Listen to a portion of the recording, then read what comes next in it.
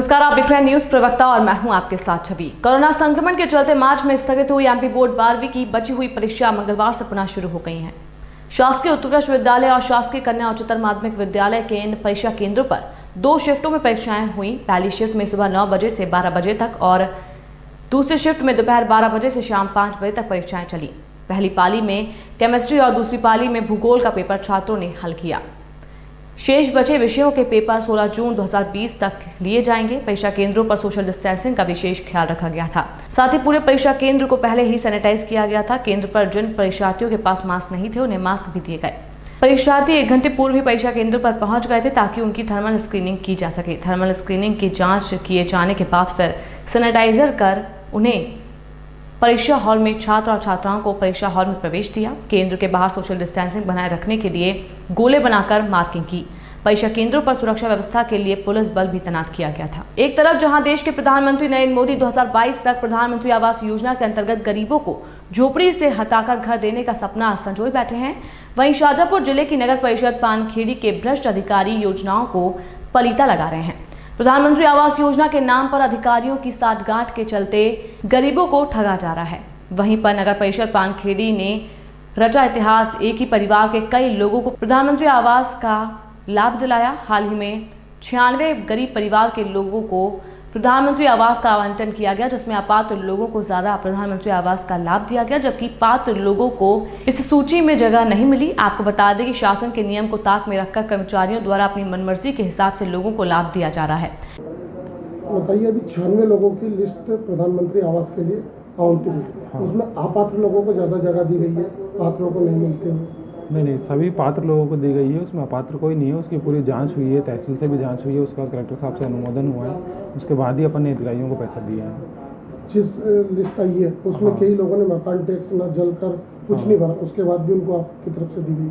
नहीं, मकान टैक्स तो भरा हुआ है सभी का। मकान टैक्स अपन ने स्लिप फाइल में लगाई है, मकान टैक्स लोगों का जमा करवाया है, उसके बाद अपन ने उसका सूची का अनुमोदन कराया कलेक्टर साहब से, उसके बाद अपन ने लोगों को पैसा दिया। वहीं पर पूर्व में जो प्रमाण पत्र बांटे गए थे BSc वाले, उन लोगों को टूटी आज तक वो प्रधानमंत्री आवास क्यों नहीं दिया? देखिए, अपन ने सूची तैयार की थी, तो सूची में जो 143 हितग्राहियों की सूची तैयार हुई थी, उसको अपन ने जो पात्र पाए गए थे बिल्कुल 143 लोग, उनकी सूची अपन ने कलेक्टर साहब के पास भेजी थी अनुमोदन के लिए। वहाँ से अनुमोदन हुआ, उसके बाद अपन ने उनके पैसे डाले हैं। अब उसमें जैसे कुछ लोग छूट गए हैं, तो उसके अपन ने 117 लोगों की सूची डबल से तैयार हुई है, तो उसमें भी अपन सर्वे किया है। उसमें भी जो पात्र लोग थे उसको लिया है अपन ने सभी को। तो जिन लोगों का पैसा नहीं डला है उनका अगली किस्त में 117 लोगों की सूची में डल जाएगा। कोरोना वायरस के बीच लोगों को पर्याप्त छूट मिल गई है। सोशल डिस्टेंसिंग, मास्क, सैनिटाइजर का उपयोग करते हुए अपने घर से बाहर निकलकर रोजमर्रा के कार्य कर सकते हैं। लोग घर से बाहर तो निकल रहे हैं लेकिन मास्क का उपयोग नहीं कर रहे हैं, जिसको लेकर नगर परिषद द्वारा बड़ा चौराहा और मुख्य मार्ग की दुकानों पर ऐसे लोगों के विरुद्ध चालानी कार्रवाई की गई और उन्हें एक मास्क दिया गया जो मास्क नहीं पहने हुए थे। कई लोग पुलिस को देखकर मास्क पहनते तौलिया से मुंह ढकते नजर आए। स्वच्छता प्रभारी संतोष जैन ने बताया कि चालानी कार्रवाई आगे भी जारी रहेगी। चालानी कार्रवाई में MS मरावी, SI आरक्षक पूरन यादव, पुष्पेंद्र सिंह शर्मा और बंडा नगर परिषद के स्वच्छता प्रभारी संतोष जैन उपस्थित थे।